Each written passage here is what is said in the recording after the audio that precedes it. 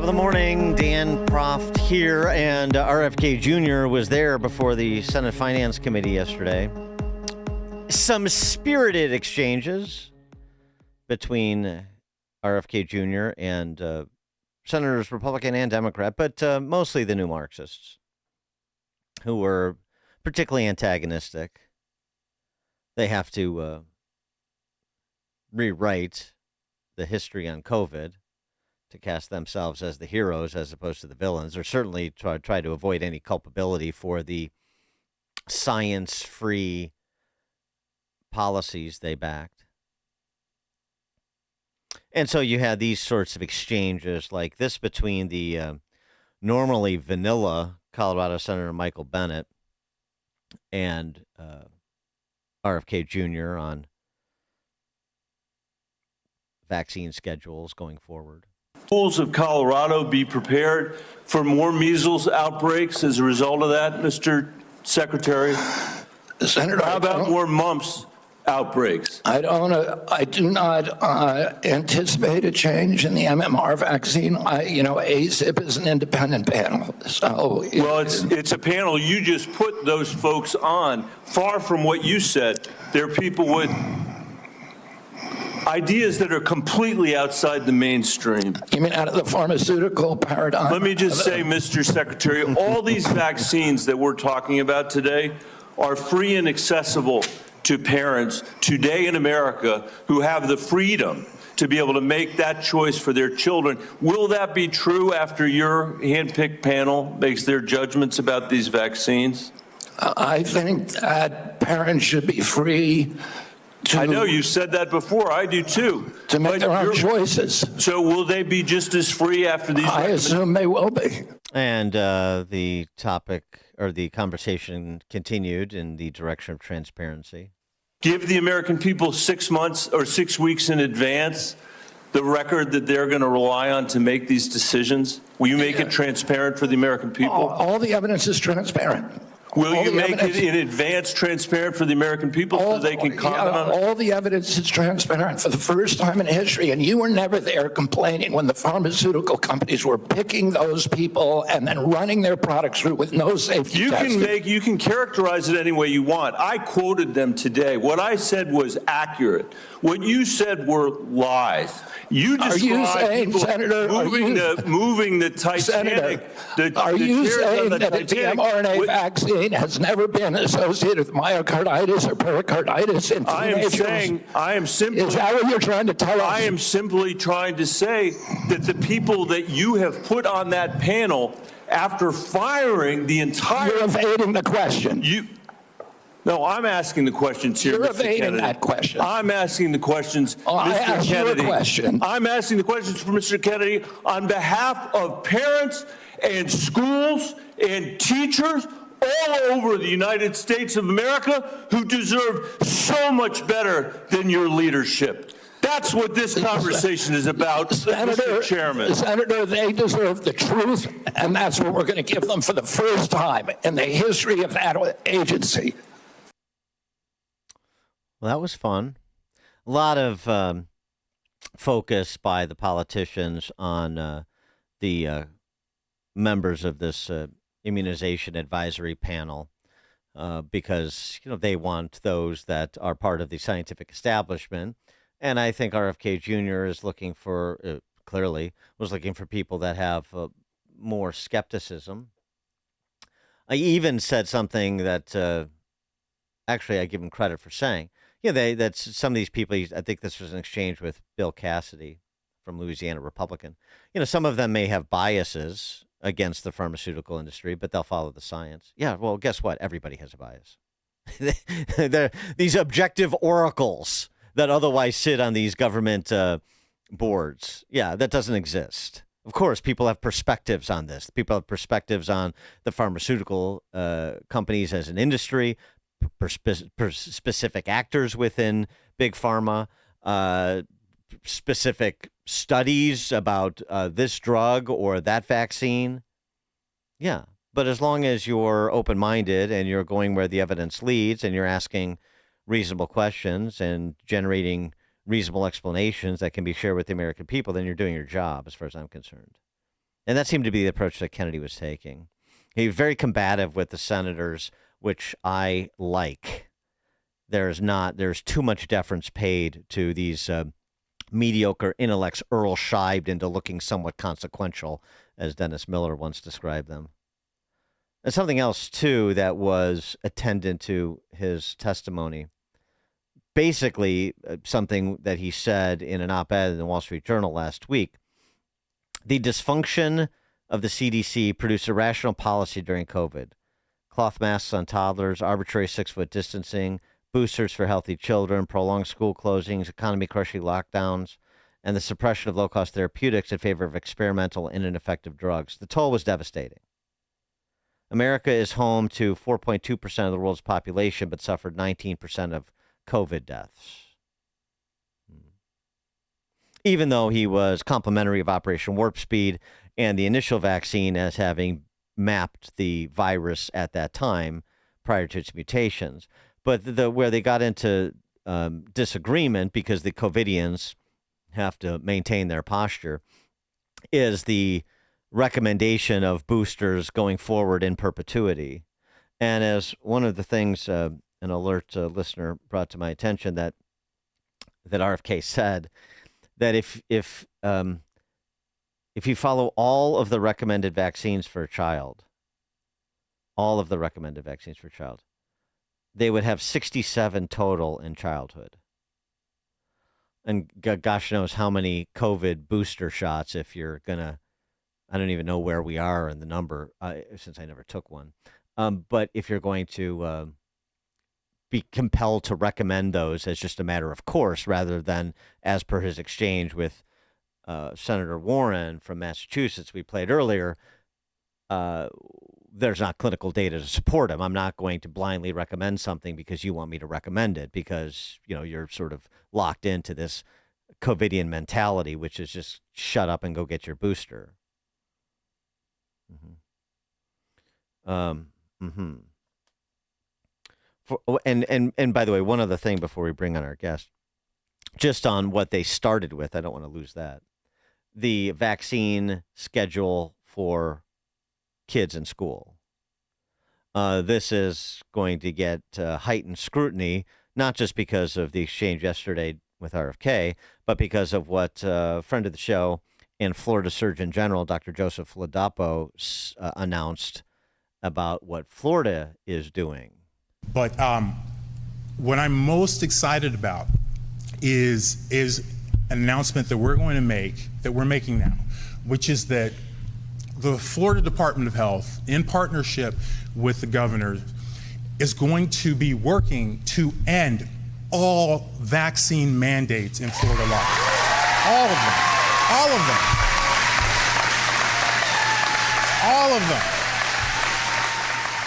And this, of course, sent the left into a tizzy. I saw a lot of posts on social media about this is going to lead to a mass exodus of Floridians.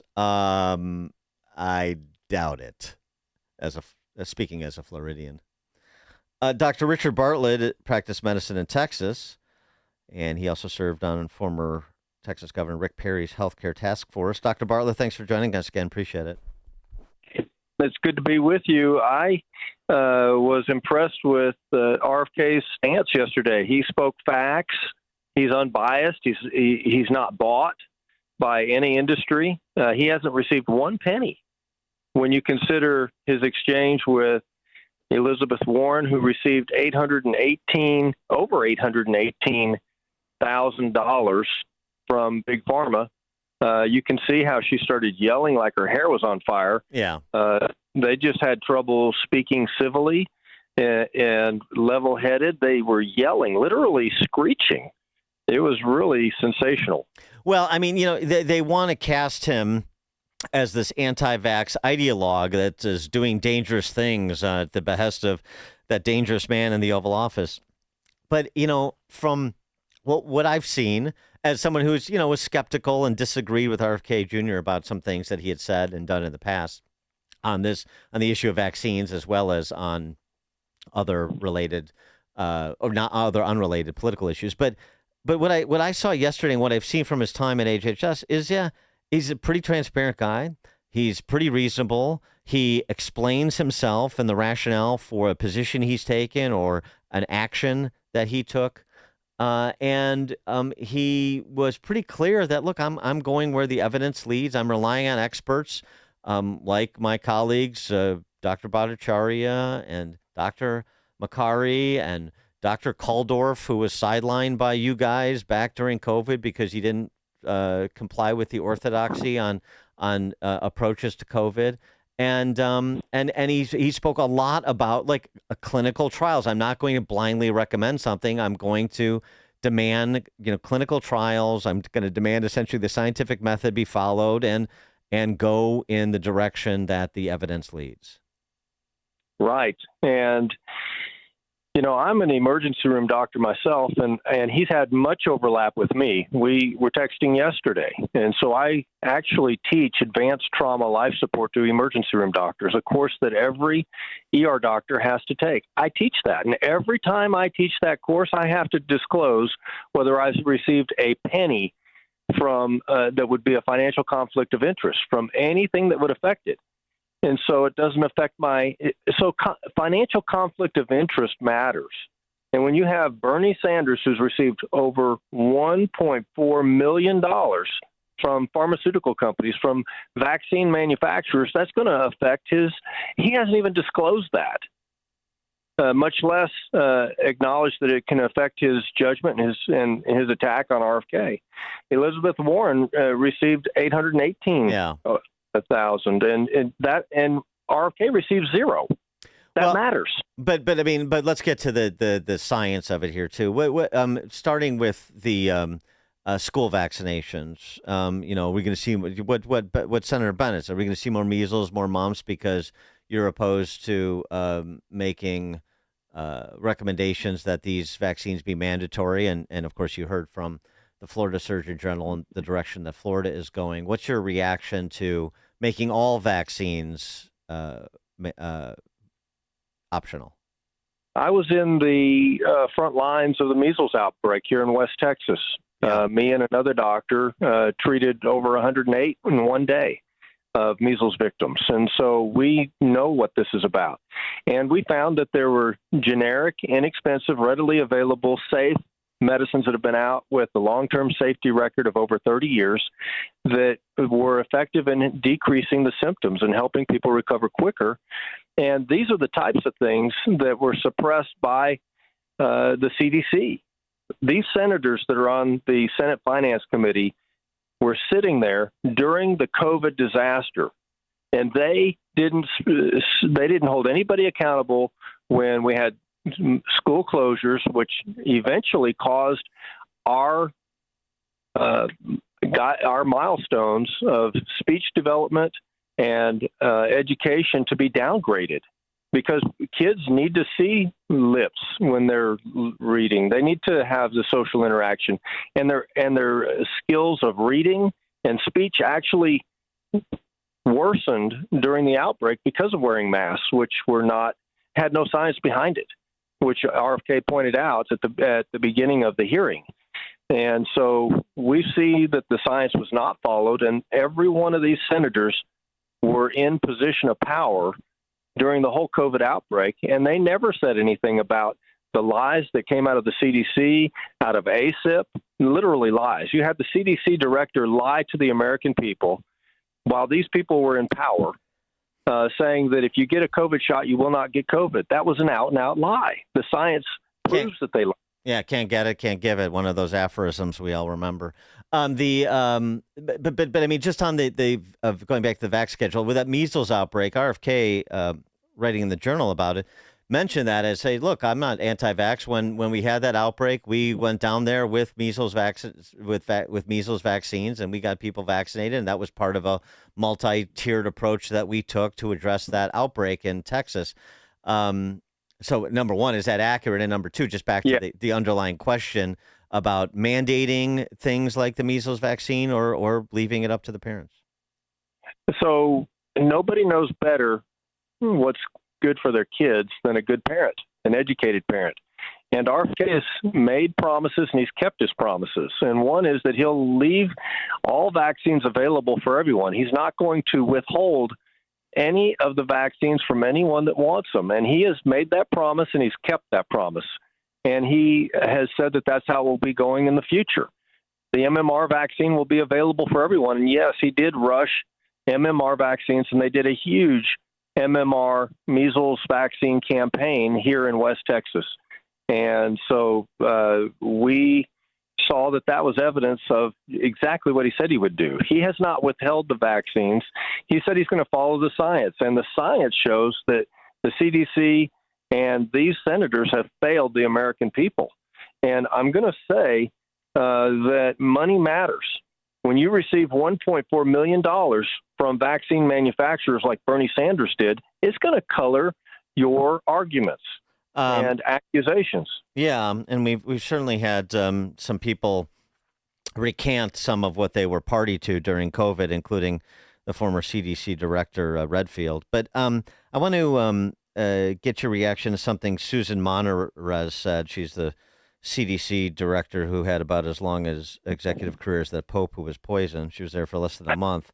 But she said in an op-ed, and she's referring to RFK Jr., among others, those seeking to undermine vaccines use a familiar playbook, discredit research, weaken advisory committees, and use manipulated outcomes to unravel protections that generations of families have relied on to keep deadly diseases at bay. Once trusted experts are removed and advisory boards are stacked, the results are predetermined. This isn't reform. It is sabotage. That's what she intimates is going on at CDC and HHS generally. What's your response to that? Okay. I spoke with her. She called me during the measles outbreak to see what was happening on the front line. She only called at the behest of RFK. RFK wanted her to be informed. She is not a medical doctor, not a nurse, not a chiropractor, not an occupational therapist, physical therapist. She has never seen a patient and is not licensed to treat a patient. I don't know if anyone knows that. She calls herself a doctor, but she has a PhD. She was the director of the CDC in charge of infectious diseases prevention, and she has no patient experience, never will. And so that matters. And so her arguments are vague, and looking at what RFK is doing, she was in position of power in the CDC, within the CDC for a decade. And what did she do during measles or during the COVID outbreak? Nothing. We never heard anything from her. Instead, she was going around to BARDA and DARPA and other organizations promoting AI in healthcare. She didn't speak at all about COVID or about the measles outbreak, even during the measles outbreak. So she was an epic fail and an obstacle to making America healthy again. And good riddance. Dr. Richard Bartlett, practicing medicine in Texas. He served on former Texas Governor Rick Perry's healthcare task force as well. Dr. Bartlett, thanks for joining us again. Appreciate it. And you join us on the Turnkey.Pro answer line. This is the morning show more Chicago radio listeners are choosing. This is Chicago's Morning Answer on AM 560. The Answer. When the power goes out, life stops. Heat, AC, fridge, phones, all gone. But with a Generac home standby generator from True Power Generator Service, your home powers back on automatically, so you're never left in the dark.